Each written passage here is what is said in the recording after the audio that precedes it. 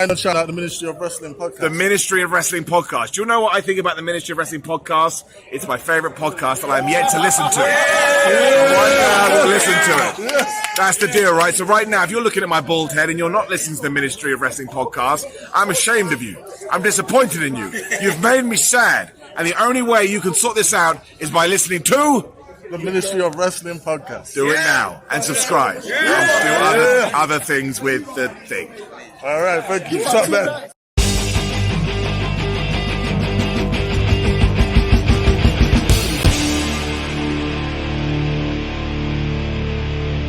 Hey yo, Ministry of Wrestling, how you doing? It's me, the one, AJ Anthony Jordan. No, guys, if you're watching for the first time, this isn't my usual setup. I'm just on holiday, but there is another PLE, so you know what that means? We're here. That's right. We don't take holiday. Well, we do, but we can't. Like, it's a big one. It's Survivor Series War Games. Now, if you're joining us for the first time, let me give you a very brief intro how it works. There are 5 guys in the group, and we essentially just take on each other in a friendly banter to crown the MOW prediction champ. Essentially, it is what it says on the tin. Yeah, you make a prediction for a pay-per-view or PLE, being a WWE main roster, no NXT or AEW. Next year, we'll be looking into more stuff, primarily Impact. But here's how it works. You predict a match, you get a pay-per-view point. The person with the most pay-per-view points gets a series of show points, and we break it down in a very, very easy order, and that is this. Essentially, if you're in first place, you get 4 show points. Essentially, it's like this. If you're in first place, you get 4 show points. Second place, 3 show points. Third, 2 points. Fourth, 1 point. And 5, no points. And again, it's just like your normal football match or your soccer or what AEW is doing with their international tournament or continental tournament. You know, just we break it down in a very simple way. Just more guys, we have to break it down. And that's how it works. So the extra caveat to that is if you happen to get a clean sweep in that, you get a bonus point. If you don't, or if there are no bonus points cleared, then guess what? That bonus point goes into the next show. Now, no one got a clean sweep at Full Gear, so there are now 6 points on the line. And guess what? I'm praying for this. You know why? Because I didn't do too well at Full Gear. Congratulations to those who did. Anyway, let's not waste any time. You're here for predictions. Let's give you some predictions. And let's kick it off with the Women's War Games match. And let's see which way the guys voted. So to my understanding, War Games was always 5-on-5, but this year WWE's gone for 4-on-4. I'm also going to say this for the men's match, so apologies for the repeat. But as it currently stands, we're looking at Shotzi Blackheart, the EST Bianca Belair, and the newly reformed friends Charlotte Flair and big-time Becky Lynch taking on the new and improved Damage Control. We are talking Kairi Sane and Asuka, who have recently joined, and then the original members of Bayley and Io Sky, our WWE Women's Champion. This is interesting. Like, I would love to go Damage Control, but let's be honest, we're talking Charlotte and Becky. This is a lot to take in. I think what's really unfortunate is that we've got Bayley on the other side. It could have been 3 out of 4 horsewomen, and then the rumors of Mercedes coming back and Sasha Banks. Will we see the 4 horsewomen finally? Throw in Xia Li on the Damage Control side, and you got this nice little Asian team on the other side. But no, as it currently stands, I have to go with the thrown together team as opposed to the faction. And that will have to be Shotzi, Charlotte, Becky, and the EST Bianca Belair. Very sorry, Damage Control, because I'm loving the look right now. This is fun because Damage Control are about to get a whole new rebranding after this match. Right off the bat, I'm going to say Damage Control are going to lose this. Not because the other team is so powerful and strong. To be honest, putting Shotzi in there, that girl is made for losing. Sorry, Shotzi, it's just true. There's a huge argument that could be made that... actually, hang on. Am I talking myself out of a decision here? Basically, what I'm saying is Damage Control are going to lose because Bayley now needs to get booted. Bayley's going to get booted out of Damage Control. Not too sure what will happen with Kairi. She seems to be quite tight with the Japanese girls.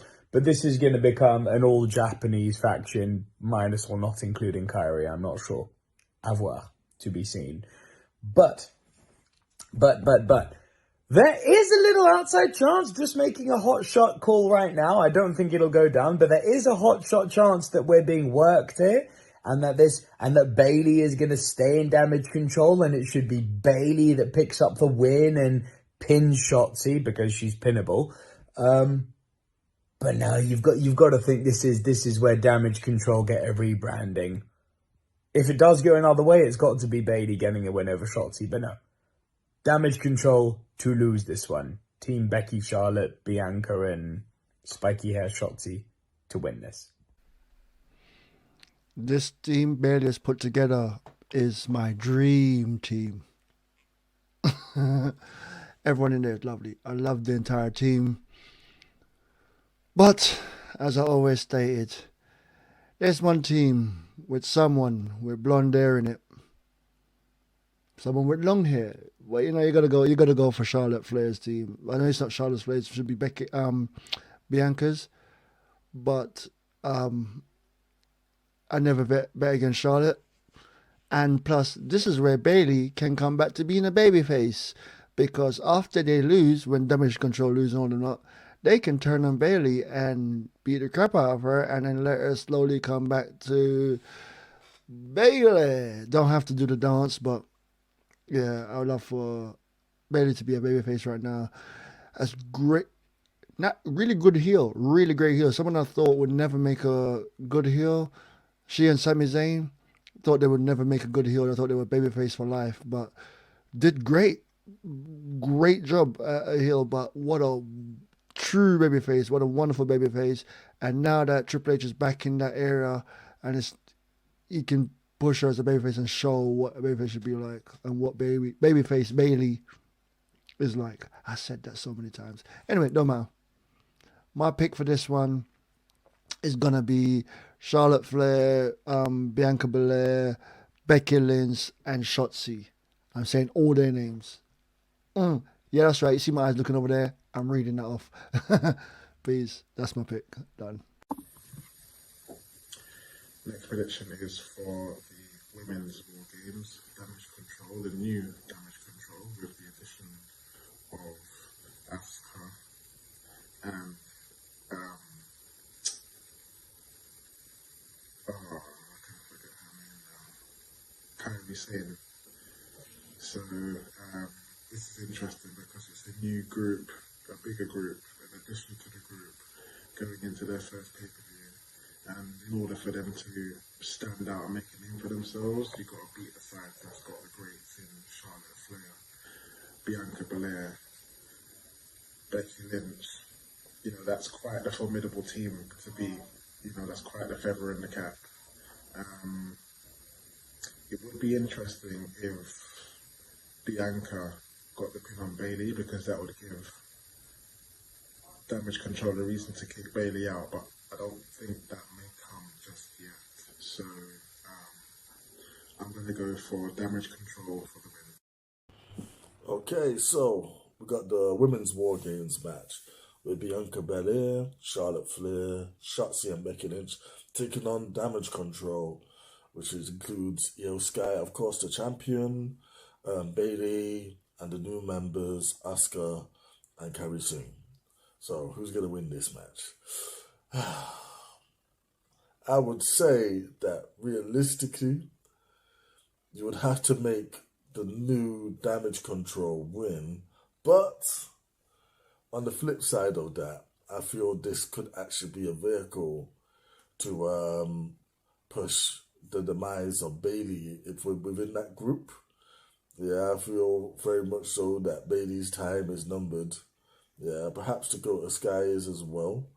But for now, though, the focus is definitely on Bayley, and I feel that Bayley in this War Games match could be the one who ends up taking the pin, and that sort of furthers the storyline, a bit of tension that she's got brewing within her own group that she started.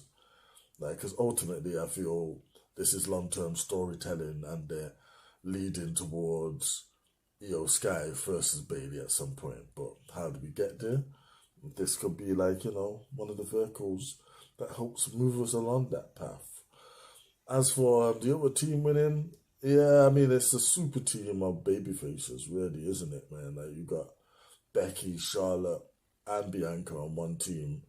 And, like, I'm glad they threw Shotzi in there to give her a bit of a rub as well, yeah, to make her more important. Like, I feel that's a good thing. And perhaps, you know, their team can use the win. but I don't feel that superstar team losing affects them so much. So yeah, I am gonna go with Damage Control. Actually, no, I'm gonna go with Damage Control to lose. Yeah, and Bailey to be the one who gets pinned. Yeah, and Charlotte, Bianca and Co walk out with the win.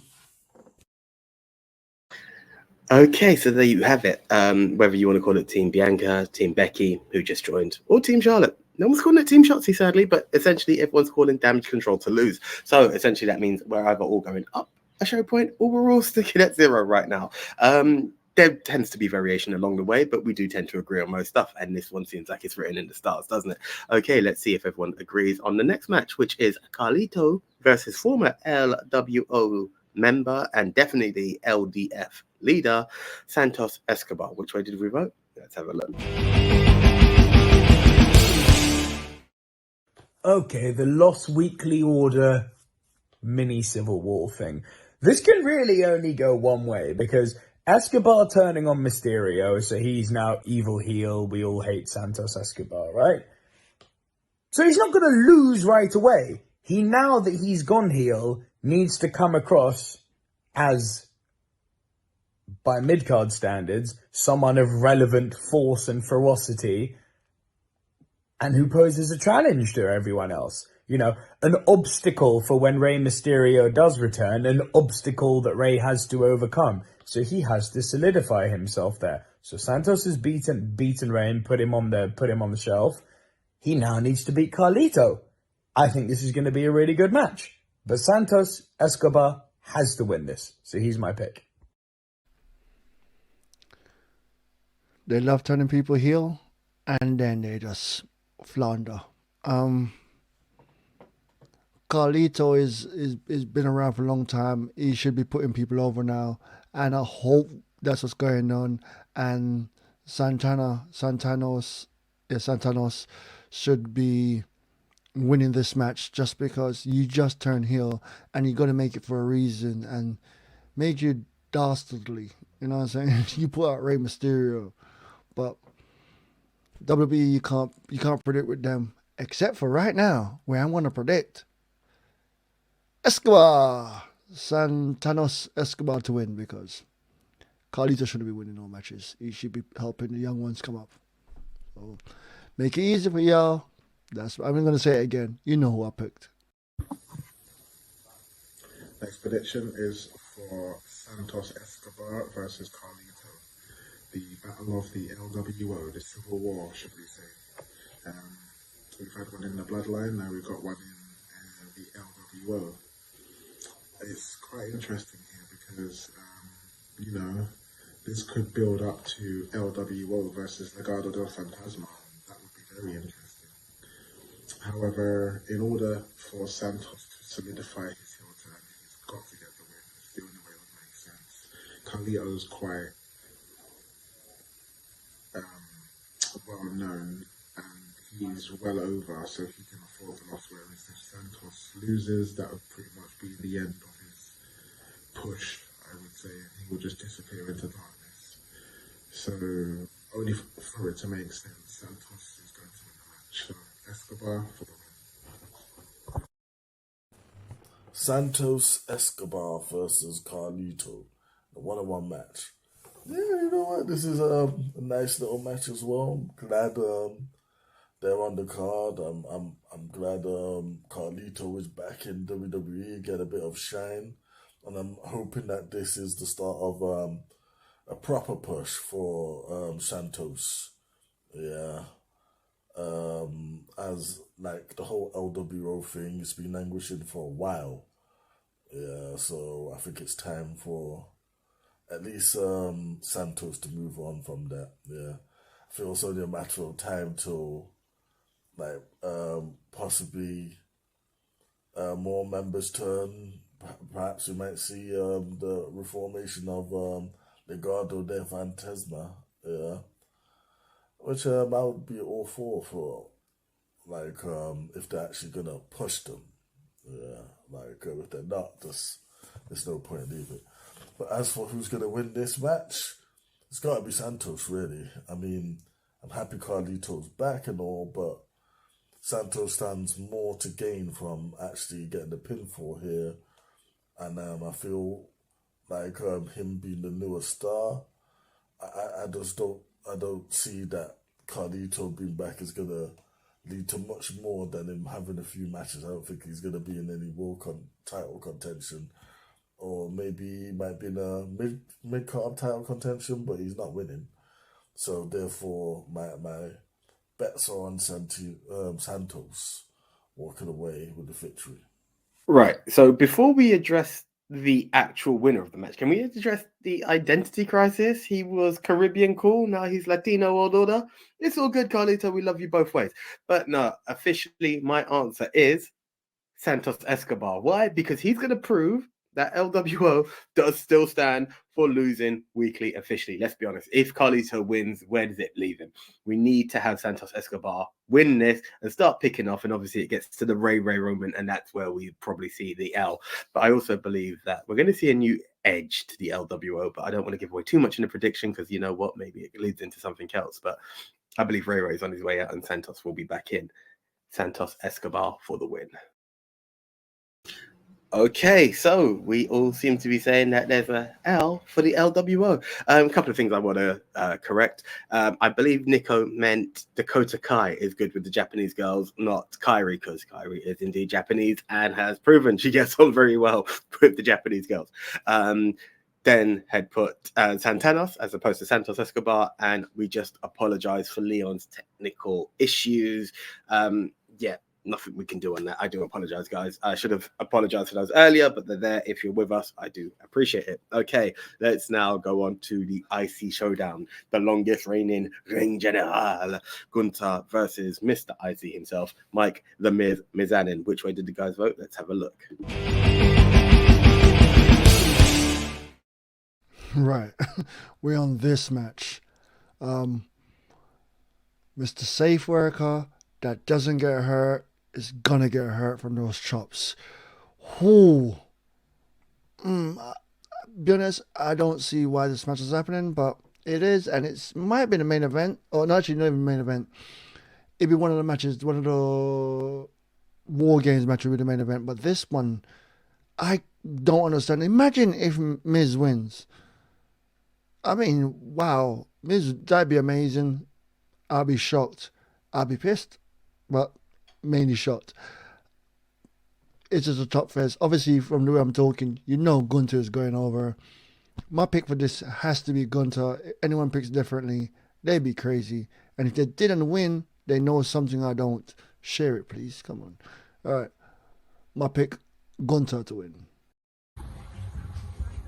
Next prediction is for the defense of the Intercontinental title. The title holder, the reigning defending champion Gunther, the longest reigning Intercontinental champion of all time, recently overtaking Honky Tonk Man's record, versus The Miz, an 8-time Intercontinental champion. Now this is somewhat interesting in the way of, if Miz were to win, he would tie Chris Jericho as most Intercontinental title wins. And that's going against the longest reigning Intercontinental champion of all time. Well, you know, he's only just beat the record, so why are they going to stop now? This is why Samoa Joe relinquishing the TV title, even though he became the longest reigning, just kind of didn't make sense to me. He could have held it all the way until now, even with what's going on, with where he's going and what's happening. He still could have held that belt, because it's the only belt he has. Still, he hasn't got another belt yet. He hasn't got that title match just yet. It's not even been advertised. So all that time, he could have still been holding the TV title. Anyways, without going into too much deliberation, I don't see Miz winning here. As interesting as it may seem, and as tantalizing as it may look, as him equaling Chris Jericho's record. After all, John Cena has equaled Ric Flair's record.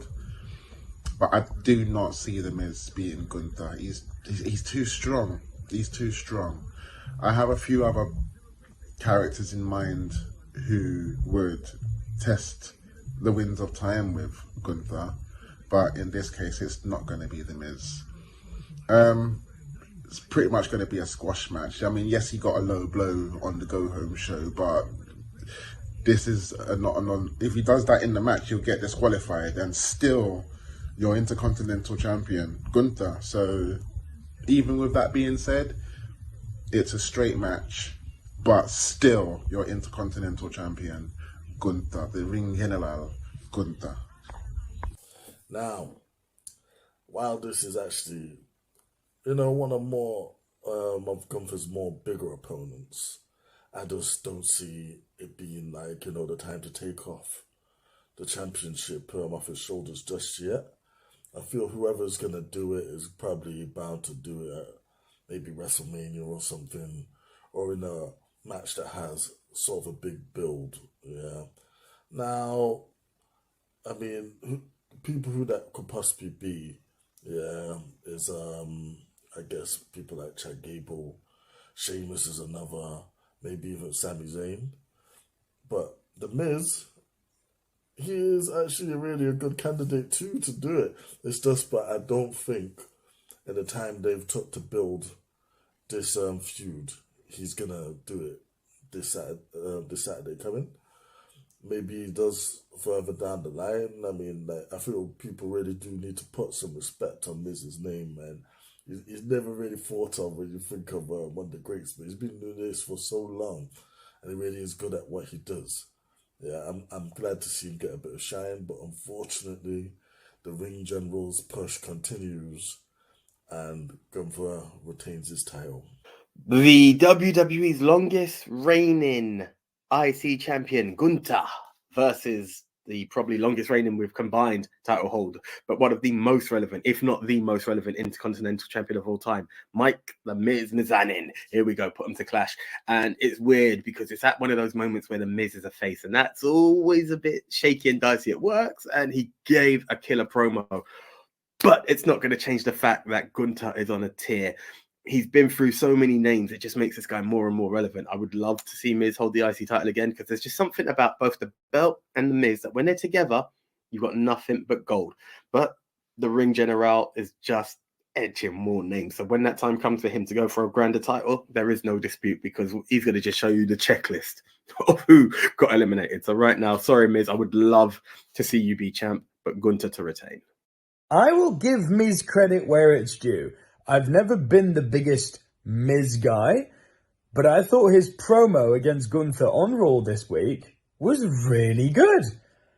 And he got me believing. Then reality bit me in the bum. There's only one way this is going. Gunther has to win this, but it's weird to say, despite the legendary IC run that Gunther is now on, it's weird to be in a position where you say, him going over Miz solidifies that legacy even more. Because you can't argue it. 8-time IC champion. The name Mike Mizanin, The Miz, it's synonymous with the IC belt. So this is a match that I would say Gunther has to win. Despite him being on this legendary run, it's that much cooler that one of the people he beats along the way is The Miz. Kind of like MJF going over Kenny recently on the AEW side. It's got similar vibes to it. He needs to beat Miz to make this run that much more special. Good job to Miz, though. You got me believing you could beat Gunther. But no, Gunther's winning this. Okay, so everyone believes that the Ring General is going to remain your IC champion and the long reign continues. So far, the only person who's gone on a different tier, I know I got it wrong earlier, is Leon believing Damage Control are going to take the win. Now, let's keep it women while we're talking on situations. Obviously, the previous match wasn't a women's match, but let's keep it titles. We're talking the world's women's title, Rhea Ripley versus Zoe Starks. Which way did they vote? Let's have a look.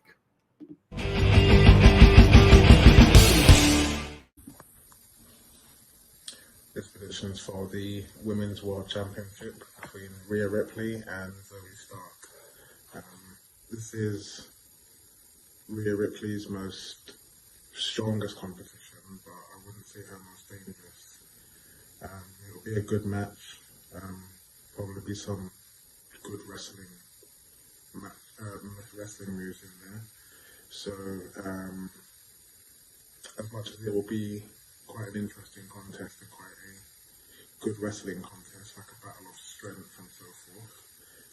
Rhea Ripley will go on to retain. So the winner, Rhea Ripley. All right, next up we have Rhea Ripley versus Zoe Starks for the Women's World Championship. Yeah, this is a good match, a nice little distraction on the card, and to be honest, I think it's a bit of a coming out party for Zoe Starks. They've obviously got big things planned for her. This is why she's getting this shot at this time. Unfortunately, Rhea is on such a tear, and like whether they want to admit it or not, unofficially she is the leader on Judgment Day, and she's the one who's got World Championship gold, and that doesn't change at Survivor Series. I think Zoe Stark makes us believe for a couple of moments that she can actually do it. I think there will be a couple of near falls that really have us going, but ultimately, man, Rhea's got to keep the belt, man, and she's going to keep it for a long time. So Rhea Ripley for the win. Look, ever since she stepped on the scene attacking Becky Lynch, I've really liked the presence of Zoe Starks, and I believe there's a good element of fear and threat in there. I just don't believe it's the right time. We had 5 women in a match at Crown Jewel, all trying to pick their spot to be, we've got a problem with Mummy and we're trying to take her out. And I feel like while they've clustered them together, it's now going to be a case of the picking off. But I do like that each of them are being elevated and built in a separate way. But as it currently stands, just because she's probably going to go into Mania as your WWE Women's Champ, she's going to do a full calendar year, Rhea Ripley to retain as the World Women's Champion. It's a shame this, because I'm actually a big fan of Zoe Starks. But Zoe Stark, sorry. What the problem is, that was good English. The problem is that she's up against Rhea Ripley. Now, the way they're heading here is that this could be, at WrestleMania, one of the most predictable WrestleManias ever. Because the way it's being built at the moment is WrestleMania feels like title swap city. Gunther may lose, Seth may lose, Roman's likely going to lose. Not a done deal, but likely. Rhea could lose. I mean, I'm very much with AJ on this, that it would be far more refreshing to have all of these super long reigning champions not lose at Mania, because it becomes less predictable. But effectively, not to go on a Mania tangent, but effectively what they're doing is Rhea's just going to keep getting protected here, and she's going to win this. Stark, I think, is a champion for the future. She's not a jobber. She's not there to be pinned. She's a dominant force. And I actually quite like what they've done with her since she's come up from NXT. But this is Rhea's match, isn't it? Rhea to win. What do I say? Ripley don't fight as much. She's tend to be in the faction thing going on. Ain't really been different on the title, but does she really? She's over like, whoa. So, Zoe Starks, I'm so sorry. I don't know who that is. It's so messed up, and I keep apologizing a lot, and I should watch more product, but I'm all on the indie scene now. Rhea Ripley to go over. I know Ripley, and Ripley's been killing it, so make it nice and quick for y'all. Yeah, that's it. Ripley, I ain't gonna get into no details. You know what it is. This is interesting because, put it this way, the way stuff has been going, as much as we all see the potential in Zoe Stark, we realise that it's still Mummy's time, and Mummy's always on top. But that's a different conversation for a different time. We are at a point where Leon either takes it all or loses it all, and the rest of us are just neck and neck, and there's only one more match to go. And it's going to be, there is the Shinsuke Nakamura Open Challenge. Is it CM Punk? Is it AJ Styles? Is it insert name? Because he's been feuding with Alpha Academy as well. Either way, guys, comment below. Love to hear from you. Who do you think it's going to be? I can't help but think you don't tease the Chicago crowd to PO the Chicago crowd. But hey, if the namesake AJ Styles comes back, you're not going to hear me complain either. Sorry, AJ Styles. Anyway, let's not waste time. Let's go to the last match, the main event. War Games meant. Will we all be on the same page? Will we separate? Let's have a look.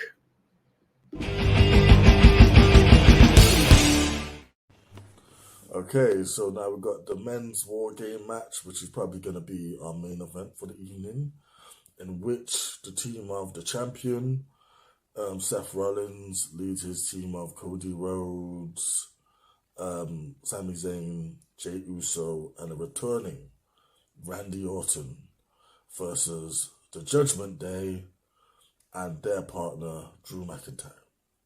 So, who's going to win? Come on, man. You don't make Randy Orton return and have him lose straight away. People have been waiting for him to return for a long time. Yeah, and now he's back. We're feeling to dish out some RKOs. And obviously, Judgment Day got the man advantage. Yeah. So, Randy can come in last and thus clean house, RKO everyone.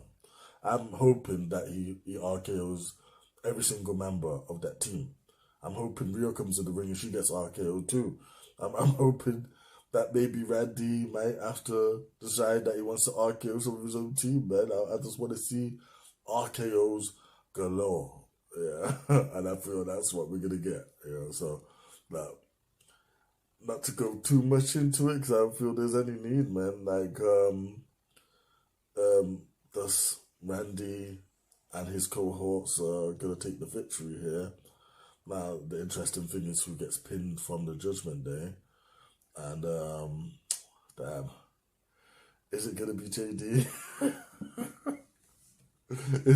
It's likely to be JD. But hell, it might even be Damian Priest, because he's supposed to be the leader and everything of this. And I feel this helps further push the storyline and narrative they're trying to tell with new cracks in the Judgment Day of who's going to be the leader.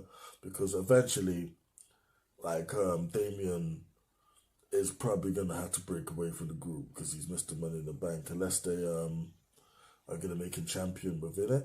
But I just, out of all the ones, all the people to split from the group, the most likely for me is Priest at this moment. So, yeah, Priest could possibly take the pin here and take the blame as well on the following Monday Night Raw. Either way, Randy Orton's back. RKO's all around. Randy and his team for the win. Yeah, MOW is international for this one. I'm in sunny Spain at the moment, guys. And yeah, I basically had recorded my prediction for the men's war games pre-Raw, but it's out now. Randy Orton is officially the fifth man, and it is 5-on-5 as opposed to 4-on-4 as was previously advertised by WWE. What that means for the women, I don't know just yet. So, in my original recording, I went with the Judgment Day, and I was like, then you might get a Randy interference at the end because Drew's doing his beatdown. Now that it's Randy, initially in that video I'd also said, it's Randy, he's got to win on his return. I now actually have a different mindset. I think it's because I'm going to play the game and see if I'm going to win or lose with the guys. So here's the thing, I'm going to go Judgment Day once again. I believe in order to progress storylines, let's make Drew join in the Judgment Day worth something, because he's not going to feud with the Judgment Day as a heel. Let's say Randy goes a bit heelish too. Now it's one of two things. He's either going to win and RKO Seth and Cody, so he's got two feuds, or he RKOs both of them, or he RKOs Seth because he's after the world title opportunity, and Cody feels a bit gutted, and then he's still got two feuds to go into, leading into the road to WrestleMania, especially because Roman's on some time off. So yeah, I'm taking a risk. It may cost me a 0, but hey, I'm chilling in the somewhere set. Judgment Day to win. I will be super surprised if on this card people are voting differently. I reckon we're all going to be getting top points here. Who knows? But let's start with the men's war games.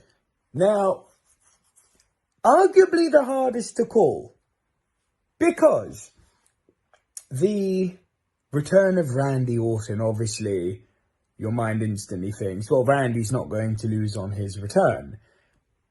But if they were to keep the Judgment Day winning, and there's a debate to be made that that's what they should do, that leads to all sorts of interesting pushes. It keeps Damian Priest hot. As long as it's Randy not eating the pin, it could go anyway. But at the risk of sounding like a certain someone, AJ, yeah, come on, look, I'm buying time here. It's Team Randy, isn't it? And And JD McDonough, as Big Tone says, the posh jobber is probably going to eat this pin, isn't he? So yeah, Judgment Day to lose this one.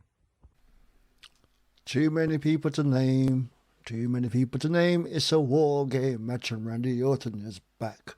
Right. I would love to go for Judgment Day and Drew, because Drew, as I said, Drew turned heel, and if you turn heel, meant to be for a reason.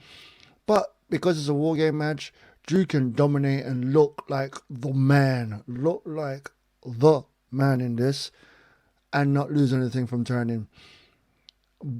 But with that, with Randy Orton coming back and Sammy, Jay, Cody and all them lot, you gotta go for Cody. Cody has to stay strong all the way to Mania, where he finally wins the belt that he wants to win. Should have been this year, but he might win next year. So with that, I'm gonna stick with it being Cody's team. Yeah, that's right. The name is Cody's team. And yeah, that must be it. That's my pick. Ain't it nice, stupid? Sorry, Condom, you're eating the pin. Next prediction is for the men's War Games. It's the Judgment Day and Drew McIntyre versus Seth Rollins, Sami Zayn, Randy Orton, who is making his comeback, Jey Uso, and Cody Rhodes.